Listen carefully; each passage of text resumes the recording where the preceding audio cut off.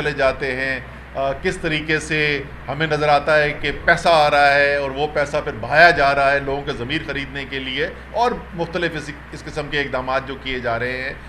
یا آپ کے خیال میں یہ بیرونی مداخلت، یہ دھمکی جو تھی، یہ دھمکی کسی بڑی سازش کا حصہ نہیں تھی؟ اس کا جواب اس قومی سلامتی کمیٹی کی میٹنگ کے اندر نہیں ہے. بالکل یہ درست بات ہے، اور یہاں تک بھی درست کہتے ہیں DGI/SPR جب وہ یہ کہتے ہیں کہ وہاں پر کچھ عسکری قیادت میں سے نمائندوں نے یہ واقعی میں یہ کہا تھا کہ ان کے خیال میں ان کو شواہد نہیں نظر آ رہے کسی بھی سازش کے. جو سویلین قیادت وہاں پہ بیٹھی ہوئی تھی ان میں سے اکثر کی رائے یہ تھی کہ یہاں پر سازش نظر آ رہی ہے. یہ ایک رائے تھی.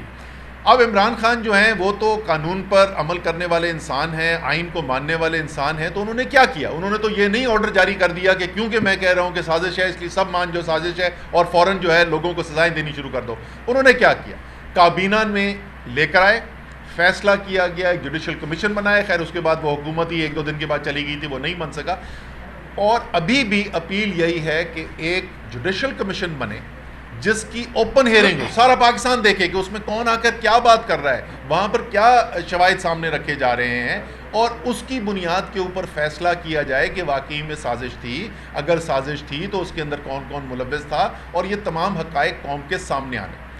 یہ وہ وزیر اعظم نے اس وقت کہا اور اس کابینہ نے کہا جو 1.5 کروڑ سے زیادہ ووٹ لے کر آئی، اور جس کی ذمہ داری بنتی ہے قومی سلامتی کا دفاع کرنا. یہ صرف فوج کا کام نہیں ہے قومی سلامتی کا دفاع کرنا، بلکہ اولین ذمہ داری تو بنتی ہے منتخب جو لیڈرشپ ہے قوم کی، جس کو عوام نے ووٹ دے کر بھیجا، ان کی اولین ذمہ داری بنتی ہے کہ اگر بیرونی مداخلت نظر آ رہی ہے، اگر قومی سلامتی کا کوئی خطرہ نظر آ رہا ہے تو انہوں نے دفاع کرنا ہے. اس بات کا تمام جو کابینہ میں لوگ بیٹھے ہوئے ہیں وہ حلف اٹھاتے ہیں کہ میں پاکستان کے آئین کا اور پاکستان کی خود مختاری اور سلامتی کا دفاع کروں گا.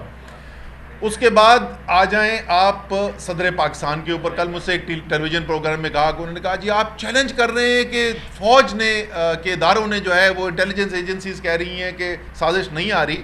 تو میں نے ایک آئینی حقیقت ان کے سامنے رکھی تھی. Supreme commander of the armed forces of Pakistan صدر پاکستان ہے پاکستان کے آئین کے مطابق. سپریم کمانڈر آرمڈ فورسز کے کیا کہتے ہیں؟ وہ کہتے ہیں، خط لکھتے ہیں چیف جسٹس آف پاکستان کو، اور وہ چیف جسٹس آف پاکستان کو کہتے ہیں کہ آپ کو ایک کمیشن بنا کر ان سوالوں کے جواب ڈھونڈنے چاہیے. تو آئین پاکستان کا کیا کہتا ہے، آئینی ذمہ داری کس کو دی گئی ہے، وہ کیا کہتے ہیں، اس کے اندر کوئی ابہام نہیں ہے. میں پھر دہراؤں گا کہ ہم یہ نہیں کہہ رہے، عمران خان یہ نہیں کہہ رہے کہ ان کا جو تجزیہ ہے، جو ان کے سامنے شواہد رکھے ہوئے ہیں، جس نتیجے پہ وہ پہنچے ہیں اس نتیجے کو مان لیا جائے.